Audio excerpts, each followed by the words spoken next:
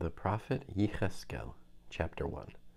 In the 30th year, on the 5th day of the 4th month, while I was among the exiles by the Kavar river, the heavens were opened, and I saw visions of God. On the 5th day of the month, which was during the 5th year of King Jehoiakim's exile, the word of Adonai came to the cohen Yechezk'el, son of Buzi, in the land of the Kasdim by the Kavar river. There the hand of Adonai was on him. I looked and saw a windy storm approaching from the north, and a huge cloud with flashing fire, glowing brightly all around with the color of gleaming amber from within the fire. Inside there appeared to be 4 living creatures that looked like human beings, but each one had 4 faces and 4 wings. Their legs were straight, with feet like calves' hooves. They glittered like burnished bronze. Beneath their wings they had human hands on their 4 sides. The 4 of them had faces and wings as follows. They touched one another with their wings. They did not turn when they moved, but each one moved straight forward. As for the appearance of their faces, they had human faces in front. Each of the 4 had a lion's face on the right. Each of the 4 had a bull's face on the left, and each of the 4 had an eagle's face toward the rear. Thus their faces. As for their wings, each had 2 that stretched upward and joined those of others, and 2 more that covered their bodies. Each living creature moved in the direction of any of its faces. In whichever direction the Spirit wanted to go, they went, without turning as they moved. Thus the appearance of the living creatures. With them was something that looked like fiery coals burning the way torches do, with the fire flashing here and there between the living creatures. The fire had a brilliance, and out of the fire went lightning. The living creatures kept speeding here and there like flashes of lightning.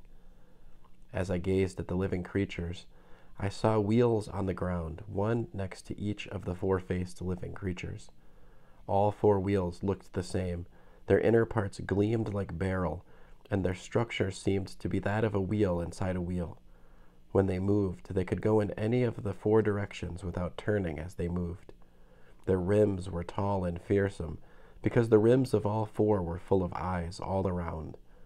When the living creatures moved, the wheels moved along with them, and when the creatures were lifted off the ground, the wheels went with them.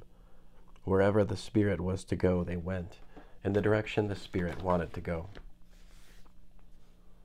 The wheels were lifted up next to them, because the spirit of the living creatures was in the wheels. When the living creatures moved, the wheels moved. When the former stood still, the latter stood still. And when the former were lifted off the ground, the wheels were lifted up next to them, because the spirit of the living creatures was in the wheels. Over the heads of the 4 living creatures was what appeared to be a dome glittering like ice. It was awesome, spread out over their heads above them.